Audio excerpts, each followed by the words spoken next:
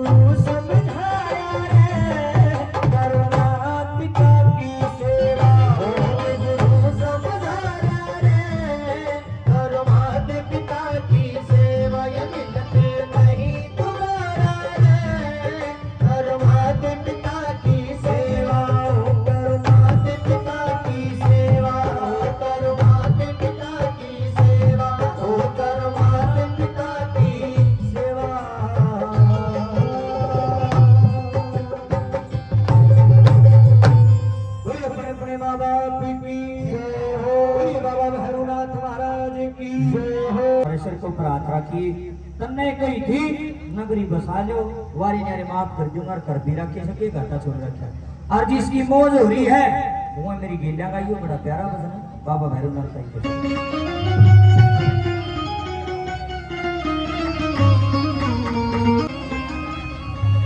ओ बाबा भैरवनाथ महाराज हाथी मारे सिर धरियो जो चाहे चार करोड़ को जितना कर सकते हो।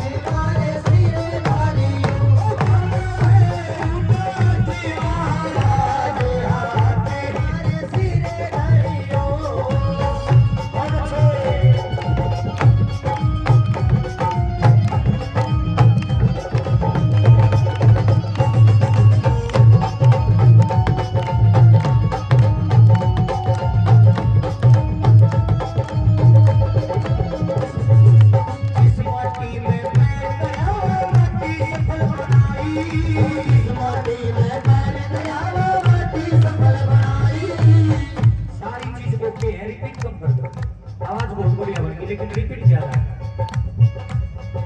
जिस माटी में पैर गया वो माटी सफल बनाई, जिस माटी में पैर गया वो माटी सफल बनाई, जिसने करके आस पुकारे बेट नहीं करनाई, जिसने करके आस पुकारे बेट नहीं करनाई, जिसने करके आस पुकारे बेट नहीं करनाई, जिसने करके आस पुकारे बेट नहीं करनाई।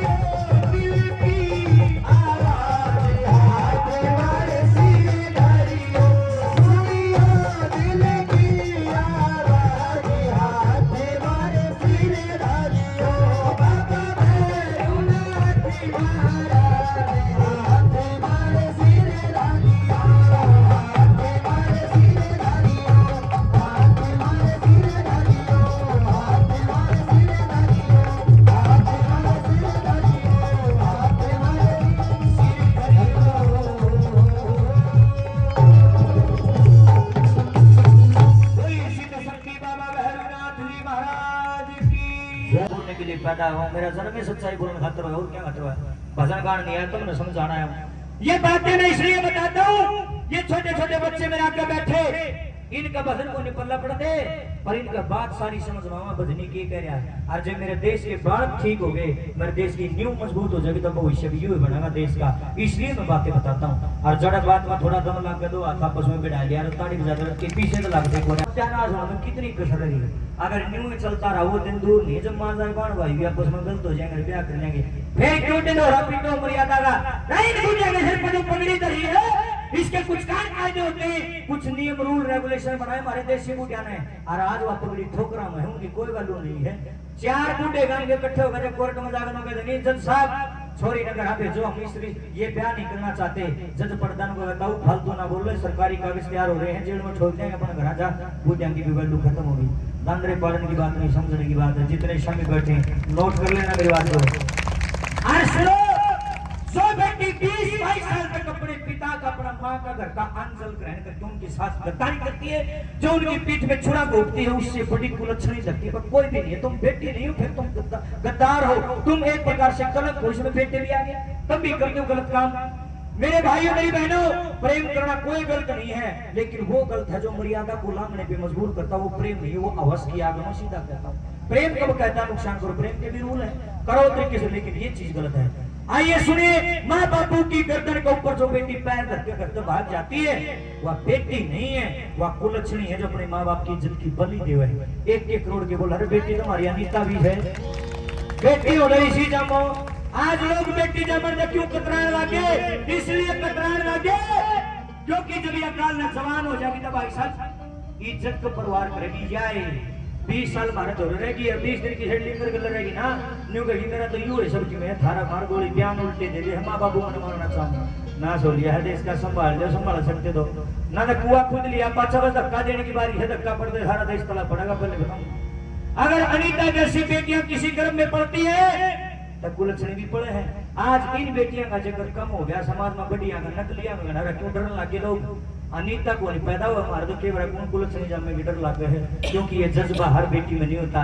परिवेश, संस्कार और खुद की सोच के ऊपर बहुत कुछ डिपेंड होता है। यह भी किसी की बेटी है जिसने नाम इतना ऊंचा कर दिया हमारे देश का, फकर से छाती ठोक करो काम भी जाना था, अनीता कुंदन हमने जाना है। एक बेटी, यह भी बेटी है, हर एक किसी की बेटी है, इससे शिक्षा लेनी। जो बुरी बेटियां मेरे से चिड़ेंगे 14 चढ़े हुए कोंडरता कर दे, और जो बड़ी है इससे शिक्षा लेनी। बेटा मेरी बहनों ध्यान से सुनिए, भजन नहीं मेरी आत्मा की आवाज है, और क्या है सुनिए। जो धरती पर चली हुआ बेटी नहीं कुलच्छनी, जो इज्जत की बोली। शाया बेटे इज्जत कमान खातर सारी उम्र लाग जा, और बुराई तो चलता चलता आदमी ले। सुनिए मेरी बहनों बेटियों, तब न मगाना क्यों कहूँ, उसका भी कारण है। मैं छोड़ा नहीं करना नहीं करता, दोषी तो ये भी है, मनु नहीं करता दोषी नहीं, ये भी है। लेकिन लड़के दोनों लाले लोग डॉक्टर हैं, ये ना गाँव भी पड़े रहेंगे, बूंदा में भी कि मैंने बिगड़ता बेटा रहता रहे 2 घंटे भी लेट हो जाए, माँ बापू बड़ी खास चिंता नहीं करते, आ जाएगा कि मैं दोस्तों में बैठा हुआ। जे लड़की शाम ने 7 बजे के बाद लेट होगी तो दुकड़ हो जाएगा, भीतर में बेरा नकड़ा रहेगी। तुम कीमती हो, तुम हीरे के समान हो, कीमती चीज हो। मेरी बहनों मेरी बेटियों, अपने आप को परखो, भटकने की जरूरत नहीं है, भटकने की बिल्कुल भी जरूरत नहीं है। आइए सुनिए मेरा दर्द क्या है। माँ बापू की गर्दन पे बेटियां ना घड़ी नहीं समझाऊं हूँ, दादा ने कितनी इज्जत बना रखी हो, गांव ने बाप ने कितनी इज्जत बना रखी हो, भाई ने कितनी इज्जत बना रखी हो। जिस घर की बहू, जिस घर की बेटी, जिस घर की बात बिगड़ गई, सारी इज्जत एक मिनट में माटी में मिल जाती है। कुछ नहीं रहता पल्ले कोई। बेशक कितनी बड़ी बड़ी गाड़ियां में चलता हूँ, कितने हार श्रृंगार के मैं करता हूँ, कितने रुपये पड़े हो, कोई ना पूछता। सबसे बड़ी चीज इज्जत है, जीवन कीमती नहीं है, इज्जत कीमती है। माँ बापू की गर्दन पे, माँ बापू की गर्दन पे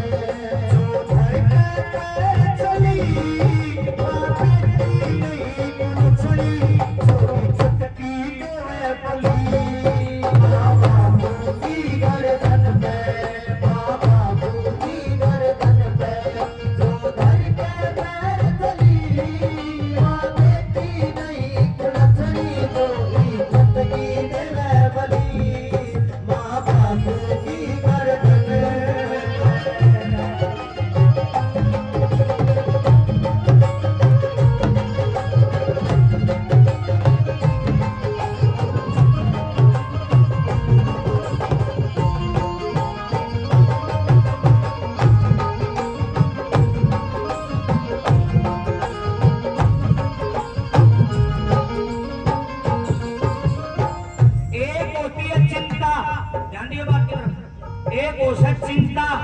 अरे एक और है चीता, घना फर्क होने बिंदी का फर्क है। चिंता में बिंदी ला दी, चीता में हटा दी। चिंता का मतलब होता है जो टेंशन ले वहां, और चीता एक ऐसी चीज है जो मुर्दे शरीर को जला देती है। लेकिन मैंने को चिंता भी जलावे है, चीता तो मुर्दे ने जलावे है, चिंता तो जिंदा आदमी ने जलावे है। जिस माँ बाप की बेटी, जिस माँ बाप का बेटा ऐसा घटिया काम कर देना, न्यू सोच लो शरीर शरीर जिंदा है, भीतर जो मर लिया सभी में खत्म हो लिया। बापू का पंचायत में जाना, दूर काम की गाड़ा में लेकर देने भी ऊपर नहीं उठता। तब तो चले जाते हो धोखा करके, मगर जिस माँ बाप के दिल को बीते उन्हें पूछ के देखो, चुके तो टूटी पड़ जाती। नंबर 1 पर क्या लिखा है?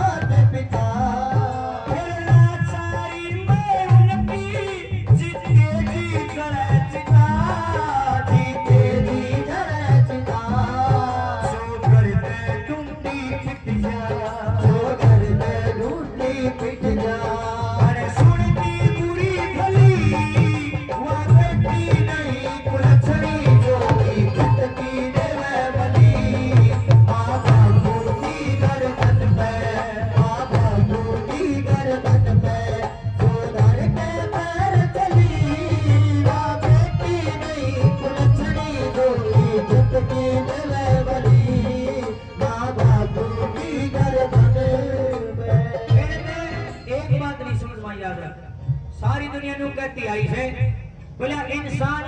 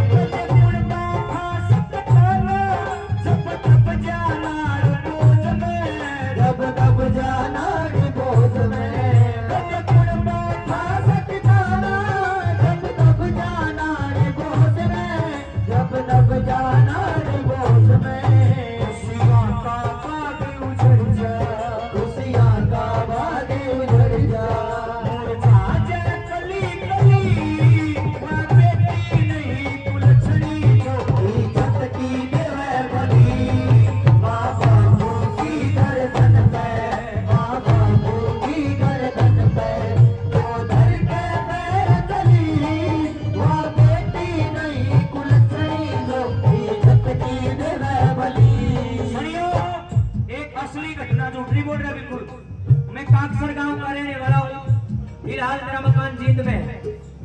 मेरे चाचा के 2 छोरे कोर्ट में काम कर रहे हैं। सुनने की बात है, असली बता रहा हूँ, मतलब सोचो दोस्त बना रहा है। 2 बेटे कोर्ट में काम करते हैं, एक दिन कर दौरा घर आगे मुझे रामधन चाय बनवा ले भाई भाभी पर। माया तो भी बननी है मेरे यार, बैठो।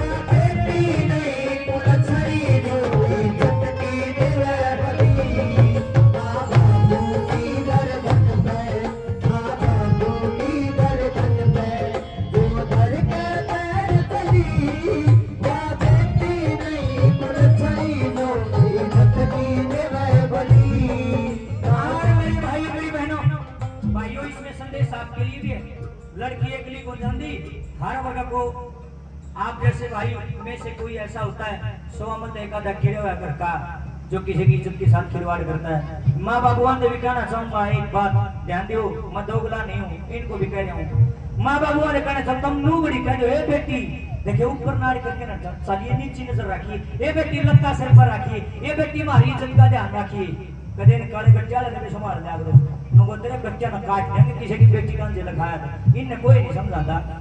एक हाथ ताड़ी बनवादी, दो सिंह का भी है, दो धारा भी है, और बात तो दोनों साइड तो हो, लेकिन समझाना पड़ेगा बात। मैं भी किसी का बेटा हूँ, मेरा बाप मैंने आज भी देख ले, मेरे पिताजी की उम्र 75 साल की होगी, और मैं समझदार हूँ, फिर भी नहीं कहा छोरे गाना बजाना तो लग गया, ऊंच नीच मड़ी भी सुनती नहीं, घर तक बाहर नहीं निकल मारे काट दूंगा। तो माँ बापू अगर बच्चे के ऊपर अंकुश रखे असर पड़ता है, घर में मानते को नहीं, फिर मातृ परवरिश मगर पड़ोगी। मेरे से फर्स्ट क्लास में 2 छोरे पढ़े थे, ईब तो पहले ऐसे सूत्र तो भजन गावर संस्कारी, कोई भिक्षाओं को रबे ना कहे पाया हाथ लाओगे, इतने बढ़िया संस्कार बच्चे ने बढ़िया तरीके से अगर आप परवरिश दोगे तो बच्चा बढ़िया ही होगा। अगर बालक का नहीं ध्यान नहीं दोगे, रुपये कमाने में ध्यान रखा तो फिर बालक और की में कमाओगा, फिर चाटोगे रुपया ने जो पल्ला इज्जत नहीं रही। या हमारी बेबे हमारी बाण नीता कुंडू या भी तो किसी परिवेश में पड़ी होगी, या भी तो हमारी बता एलियन थोड़ी है यार, या मंगल ग्रह बताइए, या हमारी ये बेटी सही से ग्रामीण अंचल में पैदा हो गए, इन्हें विदेशों तक डंका बजा दिया। क्यों बजा दिया? क्योंकि परवरिश संस्कार बहुत अहमियत रखते हैं, घर का माहौल बढ़िया, सारा सिस्टम बढ़िया, एक जवाला जब मन के अंदर जगती है तब जाकर ऐसी बेटियां पैदा होती है। तब ने सीखना है, उन्होंने हजे भजनी गावा सारा नीता कुंडवारी है नहीं, इस चीज को नकार के ये सोचना कि हम भी इसी बना इस पेपर पर पर मेरी बहन के लिए ताड़ी बजाओ जोरदार। और सुनो, सब तो इन्हें चुन्नी को, सब लत्ता को, सब दुपट्टा को, सब लुगड़ी को, सब चुंदरी को, सब कितने कहती हो, मैं इन्हें दुपट्टा को नहीं मानता। बेबे आप थारे सर पर जिम्मेदारी कर रखी सही समाज में, हमारी बहन बेटियां सर को इतनी चुन्नी रहेगी, इतने तो सही इज्जतदार बढ़िया सिस्टम, और जिसने आप फेंक देंगे बदले लाल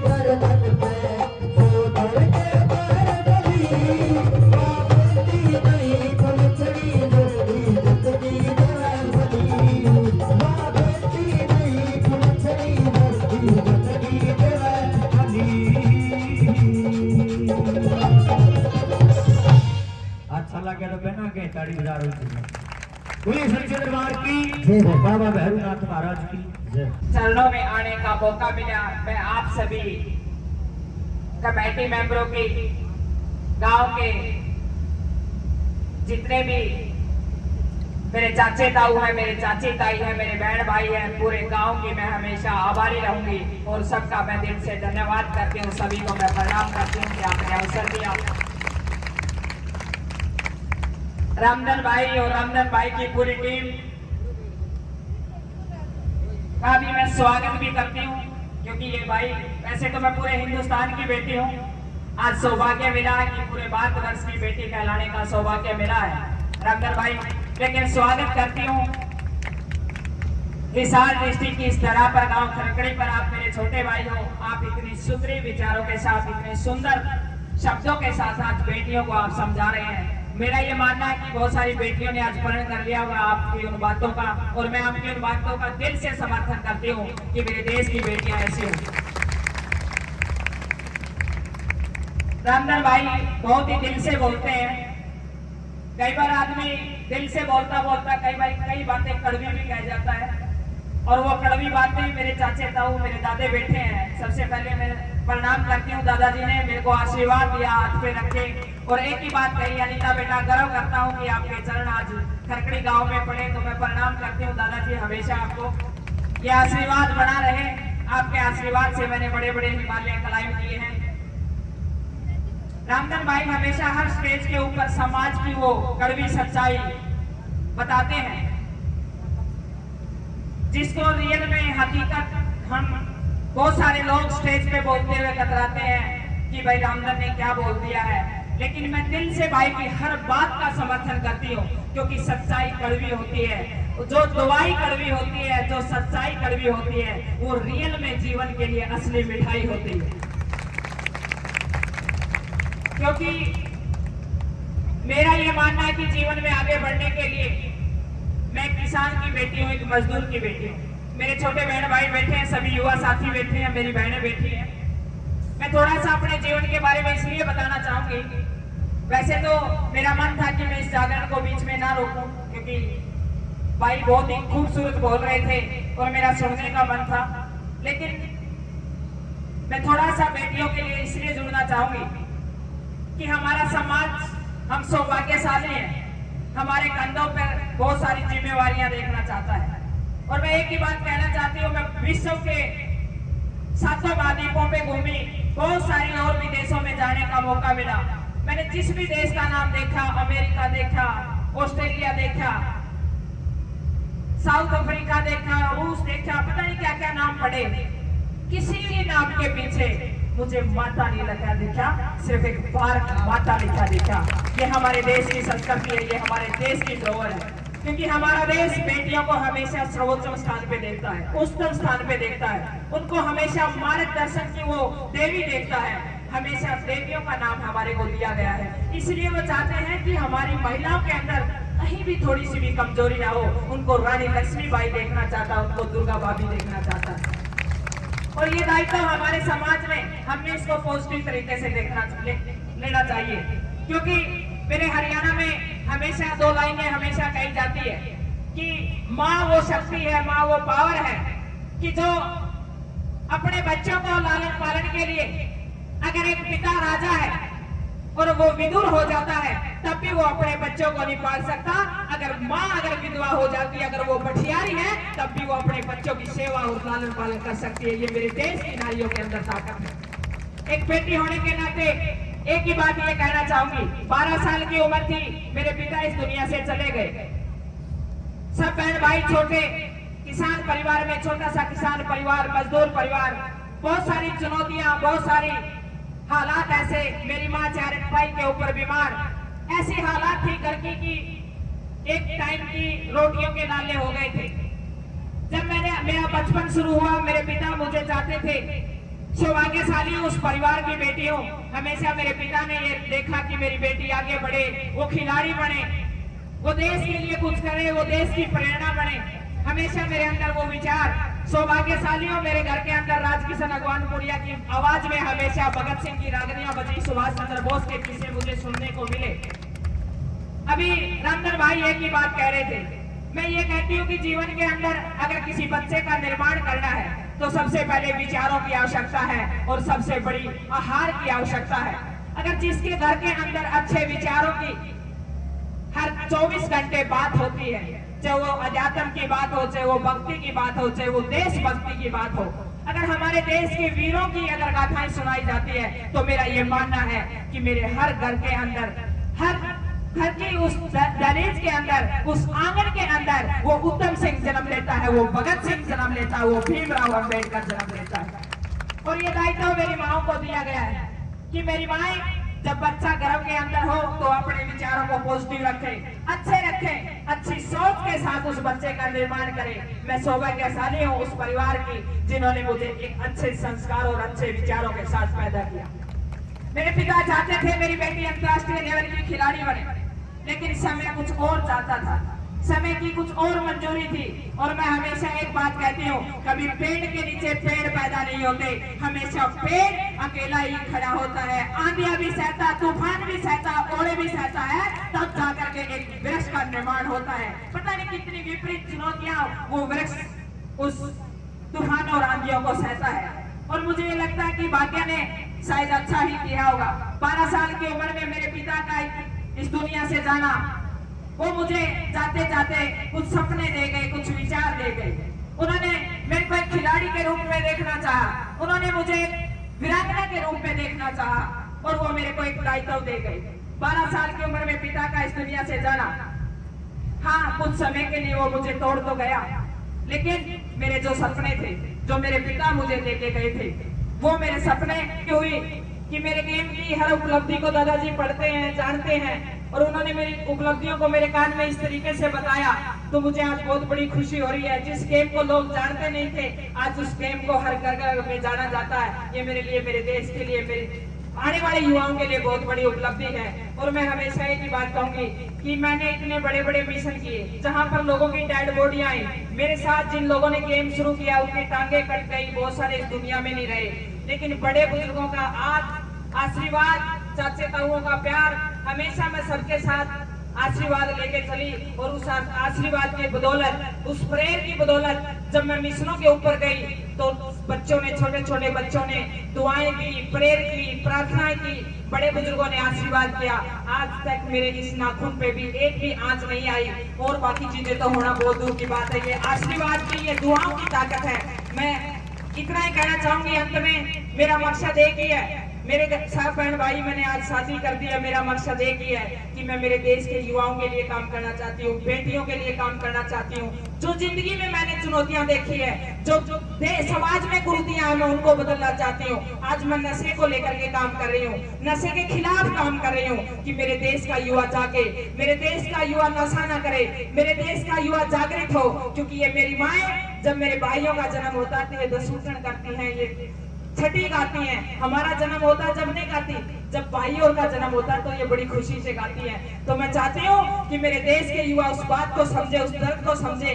वो इसलिए गाती हैं कि जब हम बूढ़े होंगे तो वो हमारी लाठी बनेगा, वो हमारा सहारा बनेगा, वो हमारी ताकत बनेगा। तो मेरा एक ही मकसद है कि मेरे देश के युवा अच्छे हो, कामयाब हो, स्वस्थ हो, आगे बढ़े और नशा ना करें। इस मुहिम को लेकर के मैं पूरे हरियाणा प्रदेश में काम कर रही हूँ, और मैं ज्यादातर काम मैंने मेरे हिसार में, मेरी टीम को मैंने यहाँ भेज रखा है। मैं पूरे हरियाणा प्रदेश में मेरी टीम काम कर रही है। मैं आप सभी के बीच में हमेशा आती रहूंगी, आपका आशीर्वाद मुझे ऐसे मिलता रहे। आप सभी की मैं दिल से हमेशा आभारी रहूंगी। रामधर भाई, आपके बीच में बाधा बनी, उसके लिए भी मैं हमेशा आपकी आभारी रहूंगी कि आपने मुझे इतना प्यार, सम्मान दिया अपने शब्दों से।